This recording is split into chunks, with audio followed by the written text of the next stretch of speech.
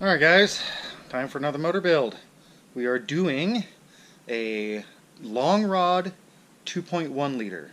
So this isn't a normal 2.1, this is a 162 millimeter long rod 2.1. Got the block. We're going to need to clearance this area and this area throughout, plus we got to clearance this little area here. Not sure if this is going to be an issue. I doubt it though. I got to get everything in there and double check. So far, and looks like I got to pound in some bearings because he took those out, and we might end up doing one right here if I run the turn down balance shaft. This is a 2.4 block, as you can tell. Got the extra deck height right there, as you can see, and then here's the beefy ass rods we're running. These are R&R. These are kind of custom, huge 162 millimeter rods. Those things are beefy. So got some manly pistons going on. Got our let's see, these are custom age 625, the head studs. This is the billet 88 millimeter crank for the Destroked or long rod 2.1. So that's what you end up using. And I can't remember, I think it's like a 94 millimeter crank that we end up using for the 2.1. I don't know, maybe Alan can answer. He's full of useless information. Where the hell is he? Oh, he's out back. Anyway, so basically today we're just gonna do some clearancing on his block and get the ball rolling on Mark's wide body Evo. And as you can tell, we've got a few more parts. These are the the parts are already there. He thinks his brake booster's bad, so we got one of those for it. Apparently he's got plates sitting over there.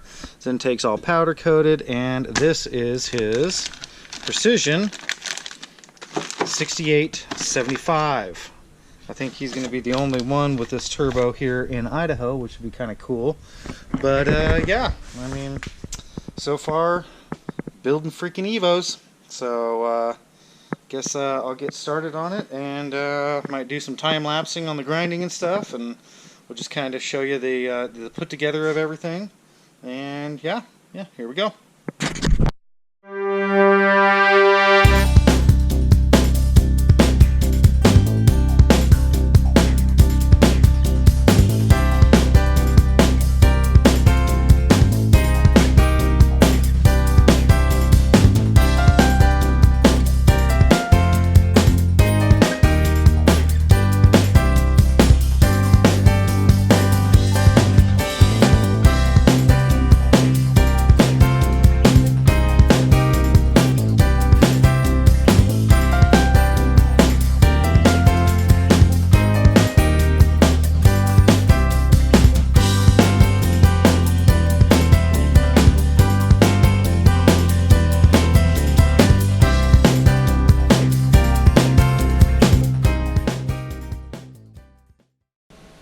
Alright, got it all painted up. Black is the color. Mark's block. Just did a nice engine enamel. She's coming together. And then I'll show you all the parts we're slapping in her. So here we go. Yeah, nice rods. We've got our bearings, studs. Got our pistons. Yeah, upgraded wrist pins. Oh yeah, should be a decent motor. So now I just got, after clearancing the block, I went and bought a box of brake cleaner so I can wash and wash and wash and blow out and wash and blow out and wash the inside of the block, get all the metal out of it. Yay. But yeah, so far so good. Hopefully we might have this bad boy assembled this week. So Mark will be happy once we get this thing assembled. That means I can mate it to the transmission. We can roll his car in, and we can start doing some more videos on building his setup. So here we go.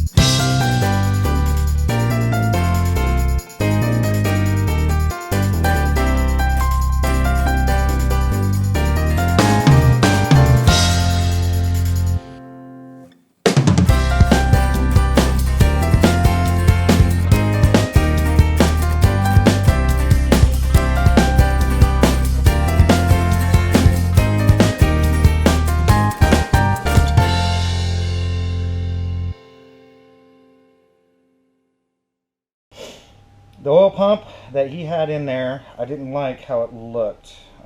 This is one that I pulled out of my pile of good oil pumps. I know you can't see it, but alright, check it out. So, this is the oil pump that he had in there. Seals are okay, a little beat up. I got to snag this piece off, but this is what I didn't like. Let me show you. Alright, so here's your inside piece. We got some galling going on right here.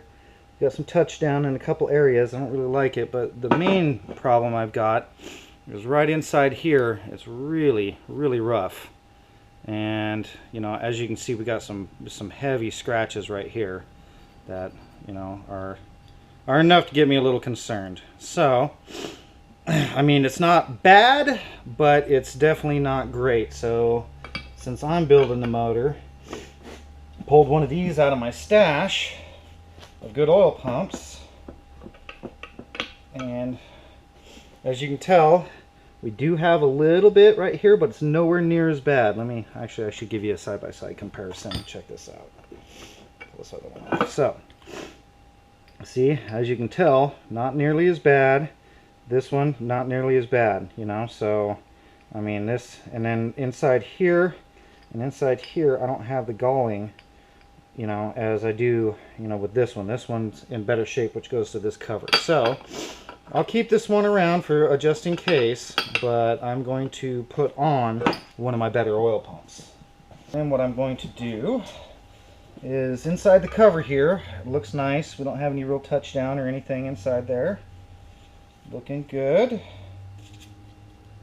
All right, all I'm doing is just trying to get, you know, any high spots down. That's all. You know, anything that I might be able to catch my fingernail on or whatnot, I'm just trying to get the high spots down. I'll clean up, get this emerald cloth out of there, and brake clean it up here in a sec. But I also want to use some of this on this area because I can kind of catch my fingernails on that. So I'm just going to do just kind of a concentrate on just this area right here. Just give it just ever so slightly. Just take the high points off. That's all I'm going to do. Said you don't want to go crazy. I mean, the oil film will definitely, you know, fill in any kind of, you know, spaces in there, but kind of go back and forth a little bit and encircle, clean that up just to give her a nice, you know, kind of like a, you know, kind of crosshatch. Not really. I mean, obviously I wasn't getting it, you know, perfect, but I need to get in there and I need to clean that. But any kind of little high spots or galling from the shaft, maybe hitting it a little bit, because these gears like to deflect, right? So a lot of guys, this is a turned down balance shaft. It's not completely turned down, but I'm going to use one of my other ones. But this little guy, when you use the snub, right, you end up, that's a hole for oiling. Oil actually goes through here and then through the shaft, and oil is this bearing, right? Well, a lot of guys, they'll cut this off, they'll weld it, and then this is all you got. I mean, literally with nothing there. I mean, that is a gear trying to push up against the casing. So the turn down balance shafts tend to balance it out a little bit, especially when you got these helicoil or the, you know, the slanted style gear drive. So, and then, so I've got a couple sets here, but here we go. Here's your part number. There's that part number, and then there is that part number. These are the straight cut gears. I do like running these, but check it out. It's got cosmoline all over it, so you're gonna have to get that off, but full on straight cut, as you can tell. Like using these in high RPM motors, which this motor is going to be a high RPM motor. So I use this in my car, we use this in Cosman's car, we use these in, you know, any high horsepower / high RPM motor. So, like I said, there's part number for that. Little straight cut gear. So, I'm going to go over to the parts washer, get all the cosmoline off. I need to freaking wash this up again, and yeah. Alright guys, I'm going to show you some cool parts that you can get from Mitsubishi that I found over the years. So Mitsubishi does offer a plug. I don't know if you know this, but see that guy? That's an actual rubber plug from Mitsubishi. That's the part number for it. Maybe it's that one right there, that part number. So, as you notice, check it out. This little plug goes right in to fill that hole. So, that way you don't got to spin forever trying to find a freeze plug to smash in there. These things go right in. Very nice. Like I said, definitely, yeah, I believe that's the part number right there. So, alright, show you, here's the part number for the turn down balance shaft. Check it out. Or not turn down, but the snub shaft, basically. As you can tell, that is basically that end right there. So that's it right there. As you can tell, they don't weld it up and all that. This is just from Mitsubishi. This is the stub shaft. This is turn down balance shaft. Alright, so I have this one. I think was turned down a while ago. This is like one of the first ones I had turned down. As you can tell, there's still a little bit of a kind of a counterweight. I don't know. It didn't really look like it galled anything up. I mean, this thing is in great shape, so I'm going to keep this around. But this motor is going to be turning some R's. So, as you can tell, thinner shaft. This is narrower. So, basically, less surface area. And as you can tell, it's turned down quite a bit. So, we're going to be rolling with this turn down balance shaft. Now check it out. When I was talking about people, they'll like thread it. This one's a cut off one that I pulled out of an old oil pump, and I mean it's good. The surface is okay, but they did, you know, I think they just tapped it and they put a bolt in there and then they chopped it off, ground it down. I mean it's a real rudimentary kind of a crappy way of doing it, but obviously it worked. So here is, this guy right here goes right there. You got to have an O-ring right here though, but there's the part number for those guys. So basically what I want to do here is I just kind of want to show you how to throw one of these guys together. This is how I do it. I know there's probably like a $200 tool that comes on there and twists this thing on, but fortunately I'm not going to spend that kind of money for this thing. So what I do, I'll just get in there, give this guy a little bit of love.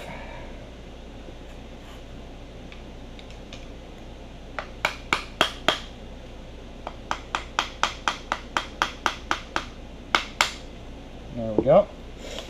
Alright, she's good and seated. O-ring in there is good and crushed. I think we got a good seal on that. Here's our straight cut gears. All nice and washed up here. What we need to do is this thing has two sides, see? So this side's the side with the bolt. First thing first, get this thing lubed up. Lube this thing up. Right there, right there. What you want to do is you want to put this thing, since this is going to be on there like that, this thing's going to be in there like that.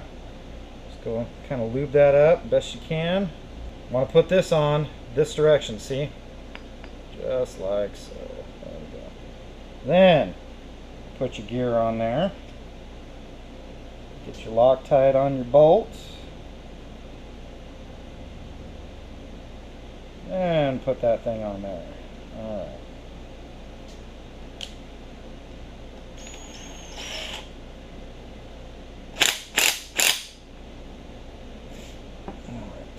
So, also, I like to put a little bit of assembly lube right here on the back side, because that gear wears right on that. So, this bad boy goes in here. Now remember, this is your oil pump, and when you go to prime your motor, you're not going to have really any lubricant pardon me, in there. So make sure she is very lubed up. And I know that if you get this thing good and lubed, it helps, you know, kind of help the pump create the vacuum, because you know, the gears without any oil, it takes quite a bit to get it to pull. There we go. Boom! There she blows, just like that. Going out of the way. If you set that thing down, it's going to want to freaking try to pull through. So, go like that. Alright. Now, here's your bolts and stuff. This thing is a pain in the ass. Alright? I do not suggest putting a whole lot of Loctite on that thing. Just a smidge. Just a smidge. Because you have to use an impact screwdriver to get it out. And if you don't, if you can't get this thing out, you have to drill it out, which destroys the thing. And you got to get a new oil pump. So, but on these bolts right here, you can use a little bit of Loctite. Don't need a whole lot, just a little bit. A couple drops, maybe not even that. Don't want to kill the case because it's aluminum. Cinch it down, rattle it on.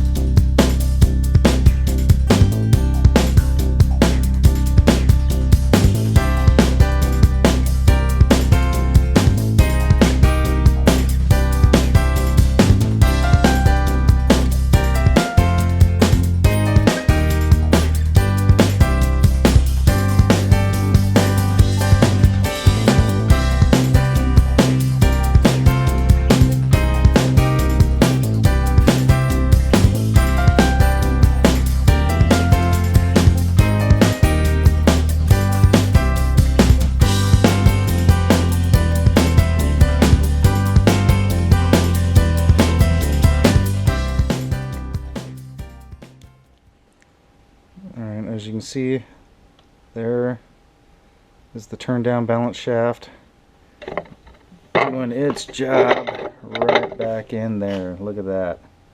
Right there. So, good to go. See the other end there, you know. So, yep. Right on. Well, there is that.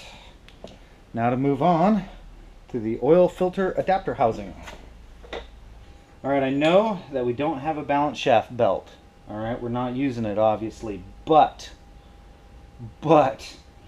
I've been having problems with the turn down spacers messing with the reluctor, because your crank angle sensor sets right here and the reluctor sets here. Well, you have all this surface area that the reluctor mates to and squish and is get held by, right? When you have this turned down to like right there, what it does is it actually causes that plate to kind of do this, and it'll take out your crank sensor. I've had it done a couple times. I mean, you got to imagine at 10,000 RPM the amount of harmonics that all this is going through, what that little thin plate is doing when it's only held on by this and that right there. Literally that plate is sandwiched in between these two parts. So I like to leave this gear on because you have this much more surface area to work with, and I'll show you what I'm talking about. If you do want to run it, there's the Mitsubishi part number. See that? Literally that plate has just that little surface to ride on, and that plate ain't thick. So I suggest leaving the whole gear in there. That's just my personal opinion. I've had issues and this fixed it.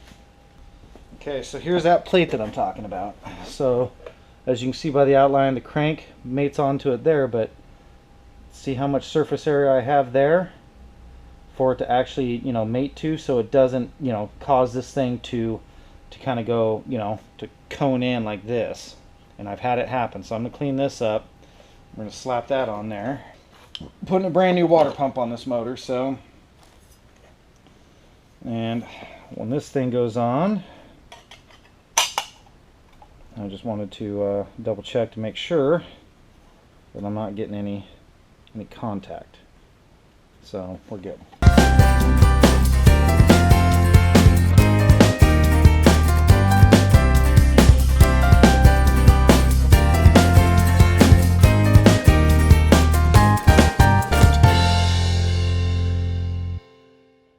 got the water pump on. I like putting this bracket on. You're gonna move it a little bit, but that way you don't gotta take it back off. This is the alternator bracket. But got a good squish. So I grabbed my older oil filter adapter housing because my motor is about 3 years old. She's worn in. At idle, it was at about 15 psi oil pressure, just because it's worn, right? Before it started out with 30 something, right? So, show you guys something here. This is the one that came off his motor originally. I don't know why, but they ported the living crap out of the basically the overpressure that this dumps extra pressure, right? So I'm not sure if you can see that there, but look at this. So this is mine ported. This one's ported.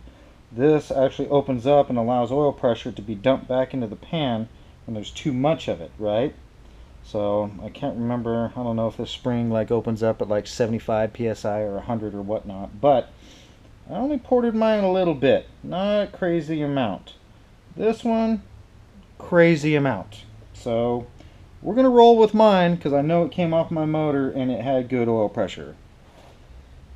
I am not going to risk this motor losing oil pressure because that one's way too ported. And I've seen those things spin, like this thing's got a little hole in it, right? I've seen it to where it spins around and that hole opens up and it just constantly dumps freaking oil pressure. And I think that one's got that. Yeah.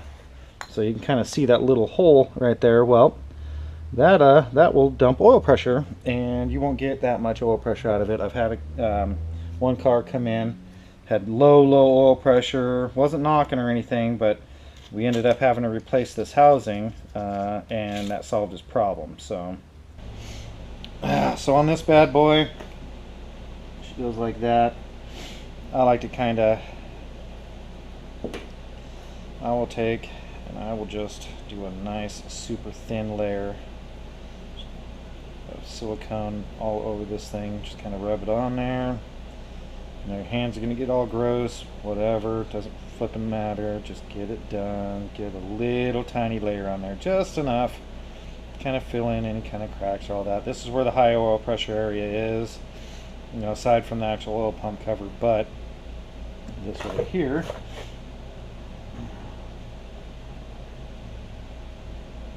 it kind of helps it stick up to it.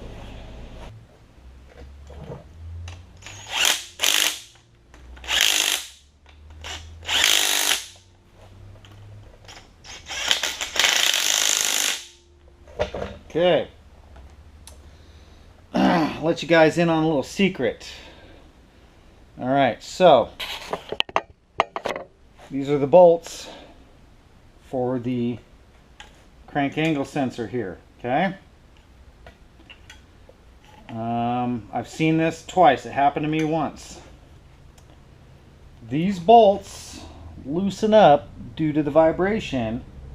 This comes out enough to where it breaks this piece off, ruins your day. Car don't start, don't run, none of that. You're at the track, that happens, day's over. So I've seen it twice. One time was with me, and one time we were out at Cash Days in Utah, and a guy that we were getting ready to race had the same thing happen. All of a sudden he just lost, the motor wouldn't start, thing just shut off, and literally we figured out that his crank angle sensor broke, and it did that by walking out. So always red Loctite these bolts. These two are #1 priority for Loctite. And in order to change this thing out, you got to pull your timing belt off. You got to do all kinds of crap, and it's just a pain in the butt. So Loctite those. That way that'll never come off and ruin your day.